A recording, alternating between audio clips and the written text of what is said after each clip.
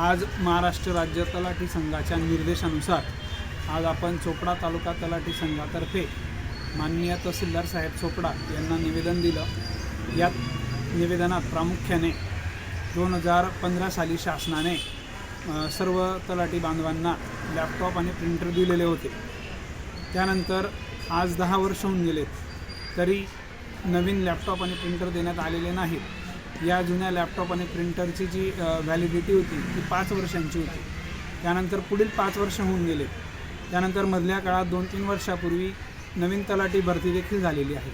तर आज अशी परिस्थिती आहे की 50% तलाठी बांधव कर्मचाऱ्यांना लॅपटॉप आणि प्रिंटरच उपलब्ध नाही आहेत आणि जे 50% उपलब्ध आहेत ते पण अतिशय नादुरुस्त जीर्णावस्थेत आहेत। यामुळे शासनाच्या जे विविध योजना ऑनलाईन पद्धतीने करत असतो आपण, ते करत असताना वेगवेगळ्या अडचणी निर्माण होतात आणि वारंवार शासनाकडे मागणी करून देखील नवीन लॅपटॉप आणि प्रिंटर सर्व तलाठी मंडळाधिकारी यांना काही देण्यात आलेले नाहीत। वारंवार मागणी केल्यानंतरही ही न दिल्यामुळे नाईलाज असतो महाराष्ट्र राज्य तलाठी संघाला आज दिनांक 15/12/2025 पासून ऑनलाईन कामकाजावर बहिष्कार करावा लागला आणि त्या संदर्भात आम्ही आज माननीय तहसीलदार साहेब चोपडा यांना ऑनलाईन कामकाज बंदबाबत आमच्या सर्व ऑनलाईन DSC डिजिटल सिग्नेचर आम्ही तहसीलदार कार्यालयात जमा करण्यात आलेले आहे।